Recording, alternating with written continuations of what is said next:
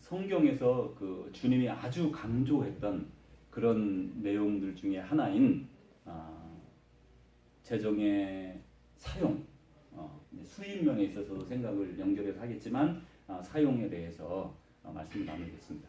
성경에는 우리 생각에는 예수님은 신령하고 또 아주 그 영적인 것 그리고 경건하고 그래서 재정이나 이런 거에 별로 관심이 없으셨겠다 이렇게 생각하는 할 수도 있을 것 같아요. 또 바리새인들이 그러는 척하고 살았었고요. 또 심지어 목회자들도 그렇게 지금까지 살아왔습니다.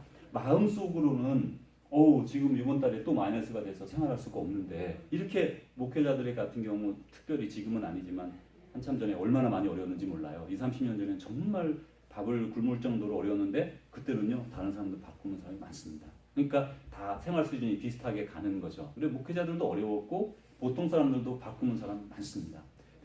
그런 이제 이렇게 발전이 돼 왔는데 예수님은 성경에서 신약도요. 예수님뿐 아니라 구약과 신약을 통틀어서 수백 곳의 재정적 문제에 관해서 얘기를 하고요. 그런 것들에 대해서 교회에서는 얘기하는 것을 무척 두려워하는 면이 있었습니다. 그거는 세상적인 문제고 그 영적이지 않다. 그래요. 그래서 오늘 한번 거기에 대한 이건 한 주 만에 하기가 어렵지만 이제 우리가 대략 살펴보고 필요할 때마다 같이 또 계속해서 말씀을 이렇게 진행을 할 거예요. 예루살렘 성전에 예수님이 여러 번 오르셨다고 이렇게 기록이 되어 있습니다. 기록이 되어 있는 것에 이제 주로 제일 마지막 번에 올랐던 것은 이제 그 마지막 십자가를 지시기 위해서 오르셨던 그 예루살렘 행이었죠. 그때는 유월절과 무교절이 끼어 있는 때라 그러니까 지금으로 말하면 뭐 우리 부활주일 전이거든요. 그래서 춥습니다. 이스라엘도요 12월, 1월, 2월 이때 되면 상당히 춥습니다. 밤에는 더운 지역이지만 그래 이제 그 예수님 재판하고 그럴 때 불을 쬐고 막 그렇게 하잖아요. 그리고 특별히 밤에는 이슬이 많이 내리고 그러니까 그때 또 우기거든요. 그래서 상당히 추운 그런 추위를 느끼는 그런 때입니다. 그래서 양들도 겨울에는 바깥에 이렇게 두지 않습니다. 보통은 방목에서 이렇게 끌고 다니면서 몰고 다니잖아요. 근데 겨울에는 우리에 다 가두고 이렇게 있었어요. 그래서 크리스마스 때 목자들이 양틈에 잠자고 이렇게 하는 게 안 된다고 자꾸 말하는 게 그렇지 않았다는 거죠. 목자들이 밖에 들에 없었다는 거예요. 크리스마스 12월에는. 그래서 이제 안 맞는다 그런 얘기를 하는 겁니다.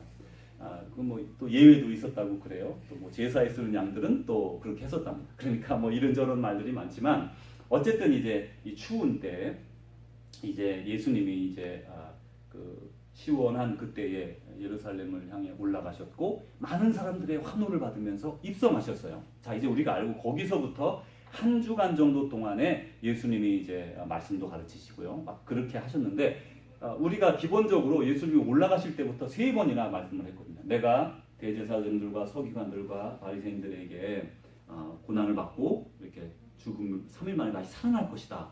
죽고 다시 살아난다는 말씀을 3번이나 하니까 제자들은 특별히 묻지도 못하고 무슨 말씀일까 하고 두려워해서 말도 못했다. 그렇게 이제 기록을 하고 있어요. 이때 저희가 이제 만약에 그런 사람이라면 그런 입장이라면 이제 한 주 안에 아주 극적인 아주 극단적인 고통으로 말미암아 생을 마감하고 치욕을 당하고 이제 죽을 걸 예견하고 있어요. 그렇다면 우리가 그때 무슨 말을 하겠습니까? 이제 많은 사람들이 죽음 앞에서는 상당히 진지해지고 겸손해지거든요. 뭐 아무리 못된 사람도 내가 잘못했다고 그러고 다 그렇게 말하는 법이에요. 이제 그 생애를 마지막에 두고는. 예수님이 지금 그걸 감지하고 있는 그때예요. 다 하시는 거예요. 이미 예언하고 막 하시는 거예요. 그러면서 마지막으로 올라오셔서 예수님이 성전에 들어가셨습니다. 들어가셔서 하신 게 뭐냐면 연보궤를 대해서 앉아서 거기를 주목해서 보고 계셨다고 성경에 말씀하고 있어요. 그러니까 지금 예수님은 당신의 그 마지막 아주 귀중한 그 순간에 하나 하는 게 전부 다 상징적이고 가르침이고 지금 마지막으로 주려고 하는 내용들인데 그 중에 가장 아주 큰 포션 중에 하나가 연복에 대해서 이렇게 뻔히 보고 계시는 겁니다. 그 내용을 이제 마가복음 12장에 이렇게 말씀하고 있어요. 예루살렘의 성전에서 이렇게 이제 보고 있는데 그때는 그 연복이라는 게 밑에 이렇게 상자가 있고요. 10여 개 되는 연복에가 이렇게 다 있답니다. 제목이 다 붙어 있었다고 합니다. 그게 그래서 이제 거기다가 돈을 두면 그 당시는 지폐가 아니다 보니까 내려가면서 소리가 다 나는 거예요.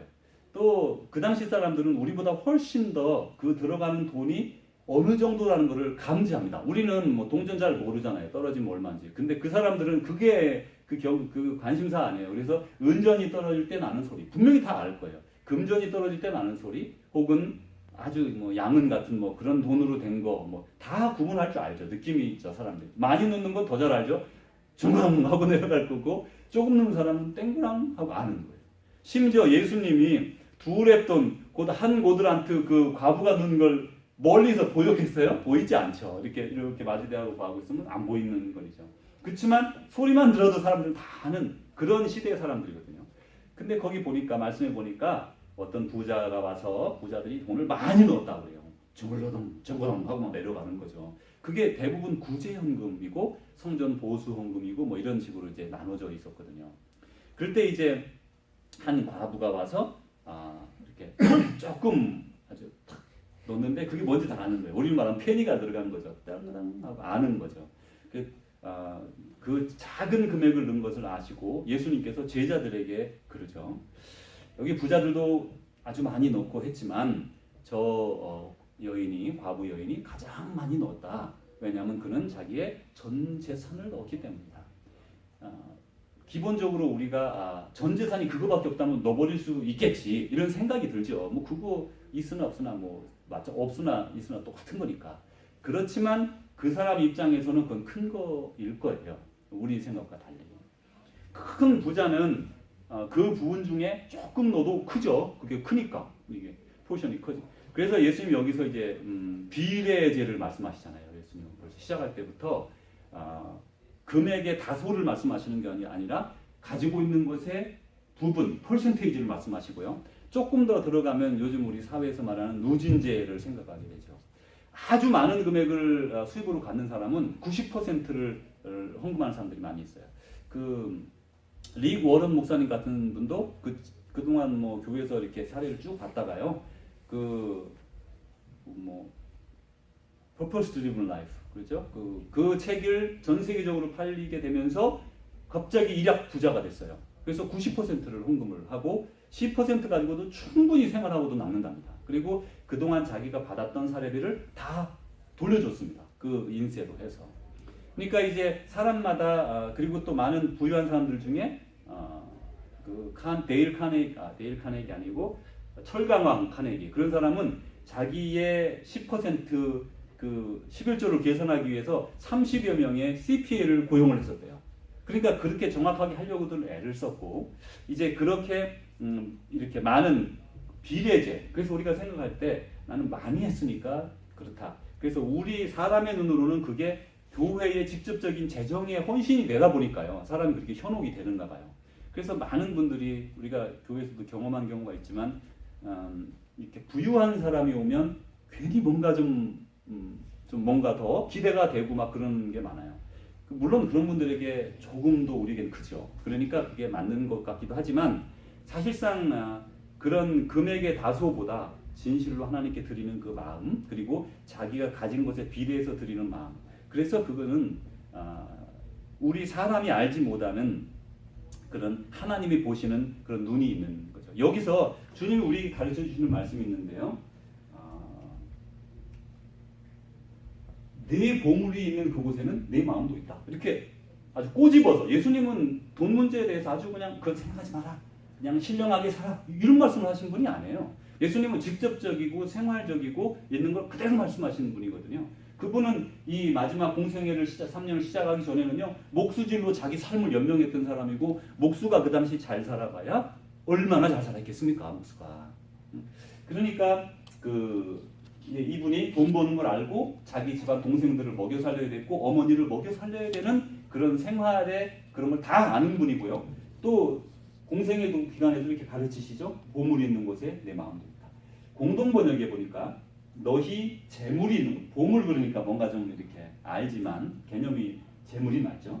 너희 재물이 있는 곳에 너희 마음도 있다 하면서 꼬집어서 우리에게 우리의 삶의 정체성, 그러니까 인간 본성의 정체성을 탁 찔러주시는 겁니다.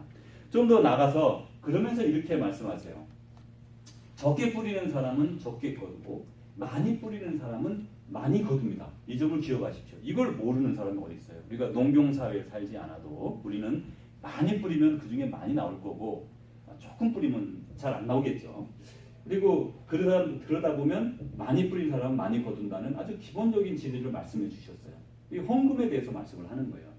그리고 각각 마음에서 우러나는 대로 해야지 아까워하면서 내거나 마지못해 내는 일은 없어야 합니다. 하나님께서는 기쁜 마음으로 내는 사람을 사랑하십니다. 이게 우리 교회의 모토가 됐으면 좋겠어요. 기본적인 생각이 됐으면 좋겠어요. 여러 가지 이유로 남들에게 어떻게 말할 수는 없어요. 저 집 참 부유한 집인데 헌금 내는 거 보면 이렇게 통계를 보면 참 그렇다. 이렇게 하면 그분은 나름대로 사정이 있을 수 있어요. 우리가 모르는 사정은 다 있을 수 있습니다. 혹여 믿음이 없어서 그럴 수도 있고요. 또 필요한 곳이 있다든지 좀 여러 가지 우리가 모르는 상황이 있을 수 있어요. 그래서 저는 목회하면서 계속 담임 목회하면서 한 번도 그걸 보지 않았어요.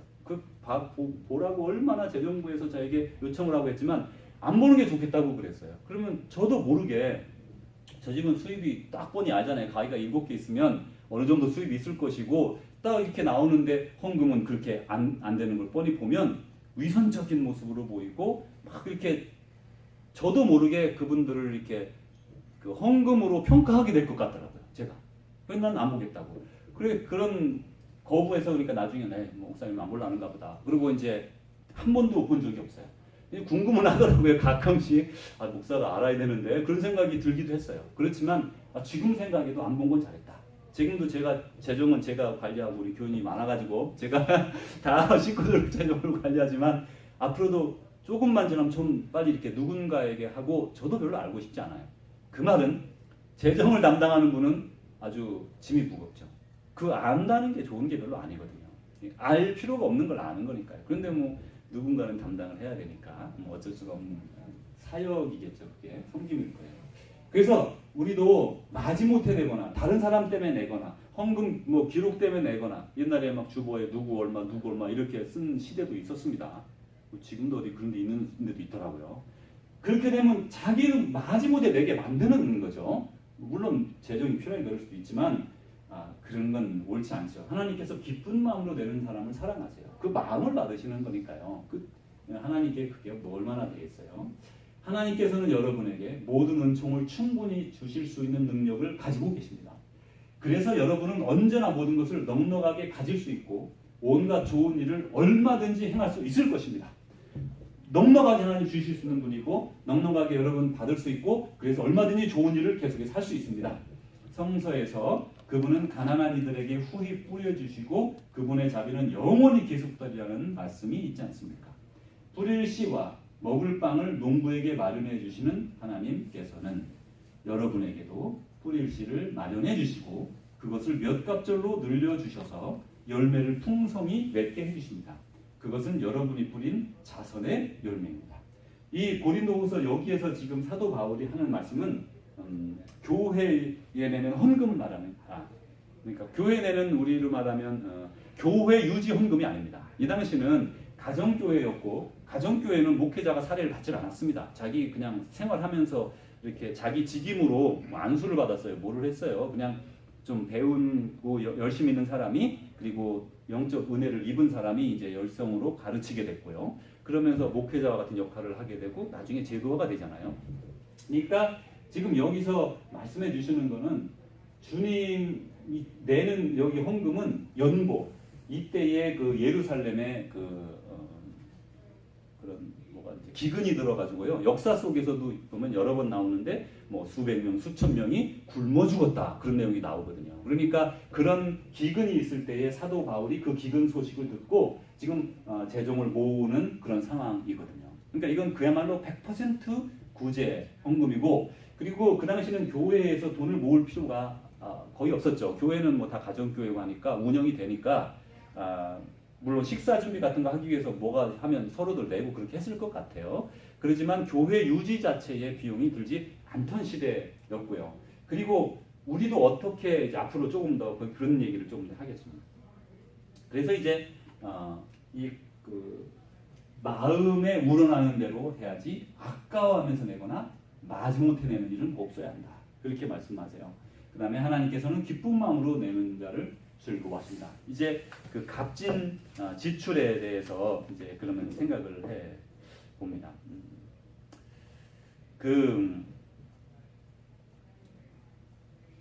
예수님이 사시던 때에 많은 계층의 사람들이 있었습니다. 먼저 우리가 잘 등장하는 바리새인, 서기관, 사두개인, 그 다음에 에세네파, 요한 같은 에세네파, 수도원파, 또 보통 사람 이렇게 있었을 것 같아요. 근데 대제사장파, 제사장파, 대제사장파 이런 사람들은 뭐 아주 권세 있는 사람들이에요. 그냥 쉽게 말하면 대제사장은 아주 권세 가문, 정치 권세 가문이고요. 그 다음에 서기관들은 말씀을 풀어서 가르치는 사람들이고요. 바리새인들은 그 받은 말씀을 지키면서 사는 사람들이고요. 그리고 사두개인들은 그 당시 정치 권력 세력입니다. 그래서 로마 정부와 또 거기에 그 파송된 군인들, 이게 아주 복잡한 그 당시 구조예요. 구조가 아주 복잡하거든요. 생각해 보십시오. 유대 정치가들이 있고요. 그거는 자기 동족의 지지를 받는 유대 지도자들, 그리고 거기에 로마 군인들, 그 다음에 로마 황실에서 직접 파송한 왕들이 또 있잖아요. 그죠? 헤롯이나 안티오코스나 여러 사람 왕들이 막 생겨나죠. 그러니까 이 세 부류가 같이 막 그 나라를 뜯어먹는 거죠. 이거 아주 복잡한 상황이었다는 걸 우리가 알 수가 있어요. 그리고 서로 화합하지 않았습니다. 그리고 서로 자기 이득을 취하려고 막 애를 쓰고 그랬던 걸 알 수가 있죠. 이런 사람들 때에 그 당시 그러니까 성전에서 이제 섬기는 그런 사람들이나 서기관, 바리새인 그리고 모든 보통 사람들 생각이 하나님의 축복을 받으면 잘 산다고 생각을 했어요. 그게 축복의 척도였어요. 그래서 제가 그렇게 이제 우리가 그런 걸 잘 알잖아요. 그러면 지금은 어떤가 이렇게 제가 질문이 됐어요. 여러분 지금은 어때요? 비슷하지 않아요? 제가 너무 이상하고 우리가 그때 사람들 보면서 막 비난하고 그 말이 안 되죠. 그래서 서기관과 어떤 바리새인들과 서기관들은 과부의 가산을 다 그 성경을 이용해서 털어먹고 그러면서도 자기는 잘 살아야 됐어요. 왜냐하면 그래야 자기 믿음이 크다는 거를 보여줄 수 있잖아요. 그러니까 보여줘야 되고 자기가 경건하고 또 그 다음에 축복받은 사람이고 하나님의 사람이고 이게 부유해야 된단 말이에요. 그러니까 다 연결이 되다 보니까 막 그냥 재물에 이렇게 눈독을 들이게 되는 시대였던 거예요. 지금은 다행히 그래도 그렇지는 않은 것 같아요. 대제사장이 부유하다, 서기관이 부유하다, 바리새인이 부유하다 이렇게 해서 그 사람들이 존경받는 건 꼭 아니니까요. 그렇지만 지금도 여전히 교회 안에서 이렇게 부유한 사람들에게 우대하는 듯한 일들이 많이 나타나죠. 그 조선 시대에 한국에 이제 선교사님 처음 오셨을 때 그런 일이 있었다고 합니다. 어느 황해도였던 걸로 기억나는데 그 교회에 이제 처음에는 이렇게 민초부터 아주 가난한 상놈들부터 막 교회에 많이 들어오고 그랬거든요. 아니면 상인들 주로 상인들이 개경에 가서 이렇게 가서 인삼 팔고 말이죠. 이렇게 왔다 갔다 하면서 개경 상인들이 중국에 가서 인삼 팔고 하면서 복음을 듣기 시작했어요. 그래서 이제 들어와서 자체적으로 소래교회도 황해도에 생기고 막 이렇게 진행이 되는데 그때 이제 선교사님이 우리가 교회도 있고 이제 이렇게 해서 시작을 하게 됩니다. 그런데 대부분 상인이고 아주 농노 이렇게 얕은 사람들만 있는데 어느 날 양반들이 찾아왔더래요. 일단에 양반들이 찾아와서 우리도 이번 주부터 교회 나올 테니까 선교사 양반이 그때는 선교사님 보고 뭐라고 불렀는지 제가 한번 말씀드렸는데 혹시 기억나세요? 형님 이렇게 불렀어요. 이름이 없으니까 선교사라는 이름이 없었거든요. 목사라는 이름도 없고 하니까 형님 이렇게 해서 형님에게 우리가 이제 와서 이렇게 교회를 오려고 하는데 우리 자리를 상것들하고 같이 못 앉으니까 이렇게 중간에 좋은 자리를 이렇게 앞쪽에 만들어 달라. 처음에 그렇게 부탁하니까 안 된다. 중간에 만들어 달라. 따로. 그러니까 성경 그럴 수 없다. 교회는 다 하나님의 같은 자녀다. 그렇게 해서 그럼 안 온다고. 그리고 이제 돌아갔다가 한참 뒤에 다시 다 나왔다는 그런 일화가 이렇게 소개가 되어 있어요. 이렇게 차별이 이렇게 교회에서 막 이렇게 나타나게 되는 신분 혹은 또 이런 재물의 유물을 가지고 사람들을 이렇게 평가하게 되는 게 상당히 많죠. 오늘날도 상당히 유사한데 이에 반해서 예수님이 우리에게 말씀하신 게 뭐냐면 자발적 가난에 대해서 예수님이 이렇게 말씀하셨어요. 자발적 가난. 예수님은 그 본인이 공생애를 시작하고 어떤 부를 위해서 애쓴 면이 별로 없으시고요. 그 제자들도 주님만을 전하면서 살았어요. 근데 그 제자들의 삶과 우리 모든 일반 직업을 가지고 사는 사람의 삶이 약간 이렇게 유사하면서도 이렇게 좀 적용해야 될 다른 면들이 들어 있습니다. 우리 모두가 다 믿음만 좀 있다 싶으면 세미나리 저기 어디입니까? 신학교 가라. 그래가지고 한국에 목사가 얼마나 많이 생겼어요. 조금 뭐 좀 기도 좀 열심히 하면 너 신학교 가라. 신학교. 그 다 신학교만 열심히 있는 사람이 신학교만 가게 되면 안 되잖아요, 그죠? 열심히 있는 사업가도 있고 열심히 있는 기업가 또 열심히 있는 어떤 자기 그 분야의 사람들이 다 필요한 거예요. 근데 그렇지 않고 무조건 보냈던 때가 있었죠. 그 이제 예수님은 자발적 가난을 선택했고 또 예수님의 제자들도 그러했습니다. 그럼 오늘의 제자들은 어떨까요? 오늘의 제자들은 자발적 가난을 선택하고 살아갑니까? 지금 여기서 말하는 제자들이란 조금 더 가장 먼저 목회자들을 좀 생각을 해보고요. 조금 더 나아가 좀 더 주님께 가까이 나가기를 원하는 사람들을 한번 생각해 보죠. 자발적 가난을 선택하고 있는가? 이렇게 질문이 주어져요. 우리가 그런 제자고 그런 삶을 살기를 원하잖아요. 그럼 자발적 가난은 뭘까? 어떻게 해야 될까? 주님은 우리에게 어떻게 살기를 원하실까? 우리가 어떻게 재정 생활을 하고 어떻게 지출하기를 원하고 어떻게 벌기를 원하실까? 이렇게 좀 더 구체적으로 들어가게 되거든요. 그럼 요즘의 제자들은 그 믿음의 삶, 어떻게 내가 하나님의 말씀대로 살고 공의를 정의를 지키고 그 다음에 자비, 선행, 양선 이런 걸 가지고 살아갈까 보다는 이렇게 어떻게 하면 좀 더 잘 살 수 있을까? 예수님은 믿지만 어떻게 하면 좀 더 잘 살 수 있을까? 잘 살면서 예수님을 믿을 수 있을까? 이렇게 포장된 부유 쪽으로 이렇게 치우침이 아주 많습니다. 그건 솔직하게 우리가 말할 수 있는 것이죠.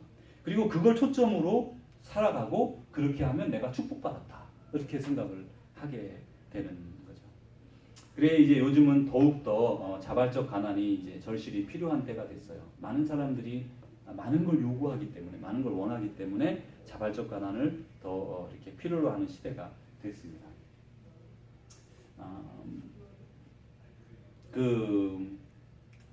요즘 이제 자발적 가난을 이루는 사람들이 이제 수도원 운동을 하고 있어요. 요즘 시대에 수도원 운동을 하는데 수도원이 옛날에는 산속에 있었는데 지금은 도심 속의 새로운 신수도원 운동은 요즘은 개신교인들이 하면서 수도원이란 가난한 믿음의 공동체에 들어와서 살면서 그들을 섬기는 삶을 지금 시작하고 있어요. 우리가 많은 그런 앞서 나간 사람들이 있고요. 그런 운동을 겨자씨 운동이라고도 불러요. 그래서 머스터드 시드 무브먼트라는 게 지금 미국에서 나름대로 엄청나게 번져 나가고 있습니다.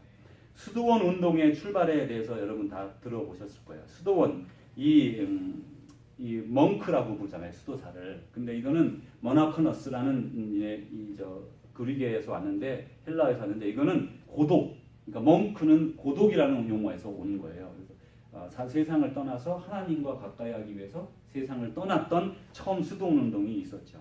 이 성 안톤이라는 사람이 그렇게 자기 많은 재산을 받았는데 부모가 자기 젊었을 때 돌아가시면서 많은 재산을 물려받았습니다. 그런데 그 말씀 가운데 그가 이제 마태복음 우리가 말씀해 보면 부유한 관원 젊은 관원이 와서 예수님께 찾아왔는데 그러면 내가 어떻게 해야 하나님 나라를 유업으로 받을 수 있겠습니까? 그런 대화 가운데 이 사람이 은혜를 받고 자기 있는 걸 다 팔았어요.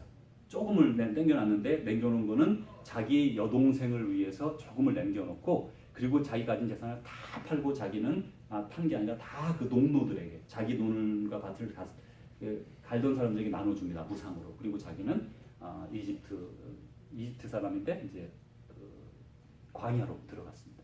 그리고 또 한참 뒤에 이렇게 수도를 하다가 알게 됐는데 하나님이 다 너희를 지켜주신다는 말씀을 듣고 그 여동생의 땅까지 다 팔아서 나눠주고 여동생을 교회에 맡겨버리죠. 그리고 나중에 여동생도 수도 생활을 하게 되거든요.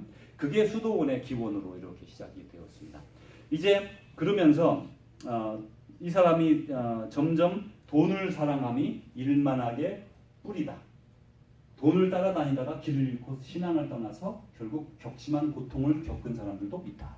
돈을 사랑하지 않는 방법을 극단적으로 실천한 사람을 지금 우리가 보고 있는 거예요. 이제 지금 요즘 시대에 많은 교회가 그러면 우리는 어떻게 살아야 되지? 그런 질문이 생기지 않습니까? 제가 이런 질문을 가지기 시작한 게 한 5년 정도는 된 것 같아요. 담임 목회를 하면서 교회는 막 급성장을 하고 재정도 좋아가지고 그동안 있었던 모기지 다 갚아버리고요. 뭐 2, 3년 만에 그게 금사업하시더라고요. 모든 게 다 잘 진행이 됐어요. 참 다 좋은데 정말 직접적 그러니까 사람의 온전한 변화는 잘 이루어지지 않더라고요. 공부도 하고요. 성경 공부도 많이 하고 이렇게 했는데 거기까지는 못 가는 거예요. 계속.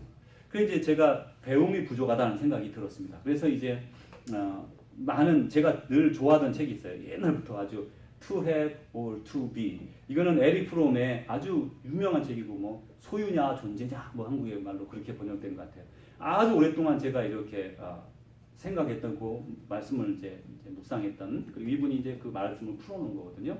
그런데 이제 또 작 벨룰이라고 하나님이냐 돈이냐 그런 책이 이제 이 사람하고 또 여러 제가 한 뭐 아주 많이 본 것 같아요. 그 몇 년 사이에 아주 많이 생각했는 것 같아요. 그래서 이제 이분들의 말을 보면 지금 시간이 많이 갔으니까 짧게 얘기하면 그렇게 돼 있어요.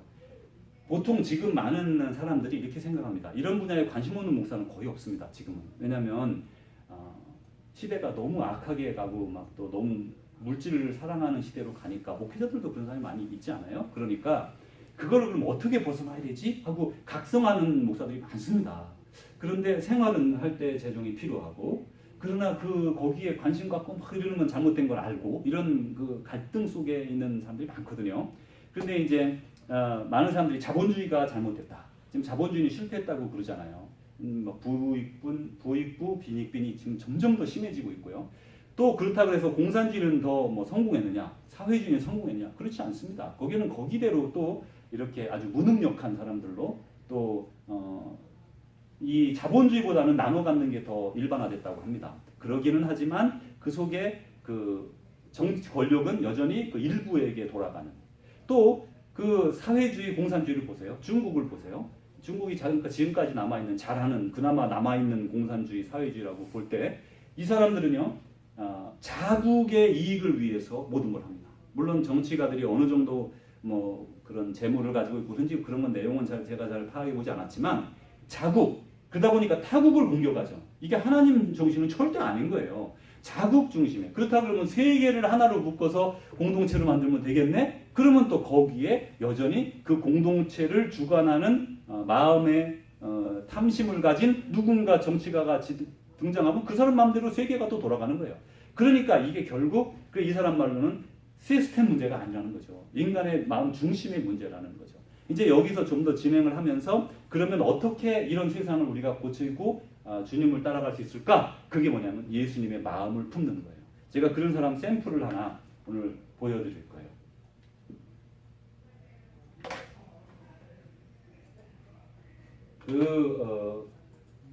필라델피아에 이게 조금해지지가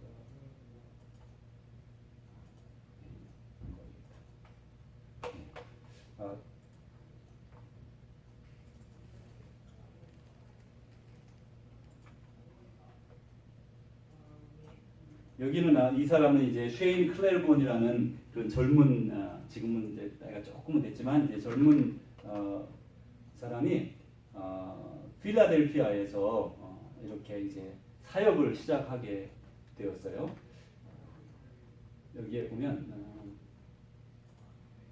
Simple Way라는 거를 이 사람이 이제 만들었습니다. Simple Way. 이메일에 들어있겠네요. Simple way.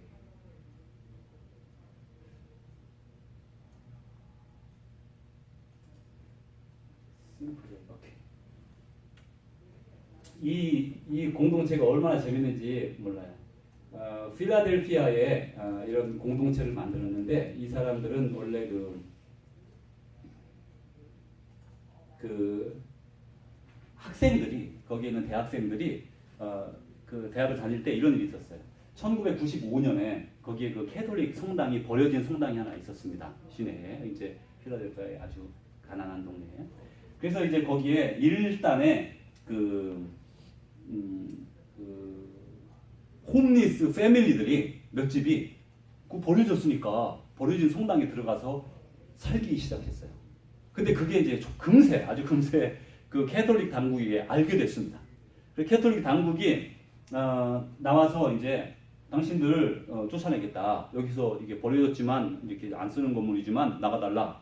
그러니까 이 사람들이 알겠다. 우리가 그러면 생각을 해보겠다. 그리고 성명서를 냈어요. 이제 그 프레스 사람들을 쫙 불러가지고 성명서를 냈는데 뭐라 그랬냐면 우리가 이렇게 알아보니까 랜드로드가 우리더러 다음에 떠날 장소가 있을 때까지 여기를 사용해도 좋다는 허락을 받았다. 그리고 랜드로드가 누구냐? 하나님이다. 그랬다 그래요. 그래가지고 실제로 2, 3년을 더 살았어요 거기에서. 그리고 랜드로드가 쓰라 그랬다 그래가지고 이 캐톨릭 교회에서 이러지도 못하고 저러지도 못하고 그러고는 2, 3년을 끌는 가운데 이 클레르몬이라는 사람이 그 생각해 보니까 이제 대학생을 이제 맞춰가면서 그래 그러면 이 가난한 사람들 위해서 어떻게 살 수 있을까? 그러면서 이제 이런 공동체를 그걸 중심으로 해서 이제 지역을 이제 사서 어려운 사람들을 돕기 시작하게 됐습니다. 한번 보시죠.